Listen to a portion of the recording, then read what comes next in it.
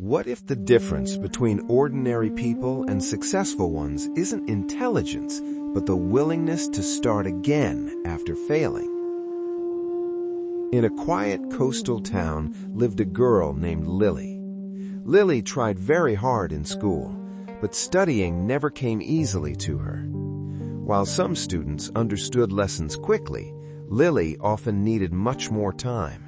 She reread chapters, solved the same questions repeatedly, yet during exams, her results were always disappointing. Meanwhile, there was a boy in her class named Oliver.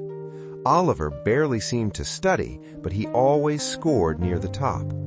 Teachers often said the same thing: Oliver is naturally brilliant.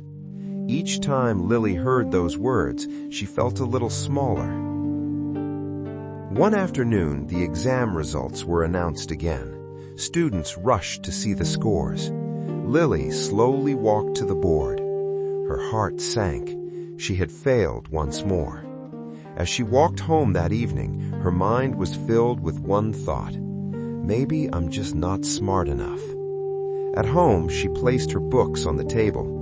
I think I should stop trying, she told her father. No matter how hard I work, it doesn't change anything.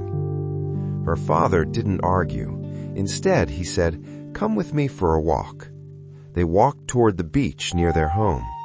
The evening wind was strong, and waves crashed against the shore. As they walked, Lily noticed something. A small bird was flying back and forth to a tree nearby. In its beak were tiny twigs. "What is it doing?" Lily asked. "Building a nest," her father said.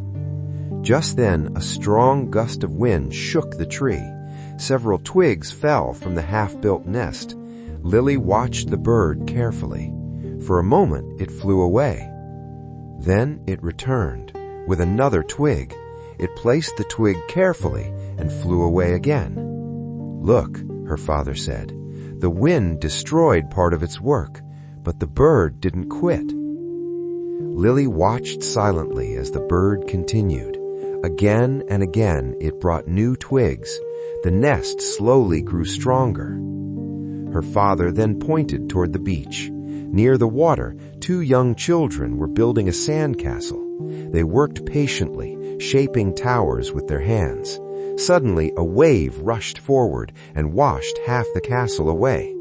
Lily expected the children to give up, but instead they laughed and started rebuilding it again. Her father looked at her. "Do you see something interesting?" he asked. Lily thought for a moment. "They keep trying," she said. Her father nodded. Nature works the same way. Things are built, destroyed, and built again. The bird doesn't stop building just because the wind is stronger, and the children don't stop building because the sea takes their castle. He gently tapped Lily's books. Success works the same way. Some people may have sharper minds, but those who keep building, even after failure, eventually create something stronger. That night, Lily opened her books again, but this time she looked at them differently.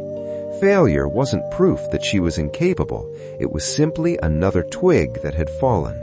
So she started rebuilding, one chapter at a time, one mistake at a time. Weeks passed, then months. While some students studied only before exams, Lily practiced every day. Slowly, questions that once confused her became familiar. Concepts that once seemed impossible began to make sense. The next big exam finally arrived. Lily still felt nervous, but she kept going, question by question. When the results were announced, students crowded around the board again. Lily searched for her name, and suddenly she couldn't believe what she saw. Her score was among the highest in the class, even higher than Oliver's. That evening, she walked with her father again by the beach. The small bird's nest was now complete, strong and steady on the branch. Her father smiled. "See," he said, "the bird didn't build that nest because it was the smartest bird. It built it because it never stopped rebuilding."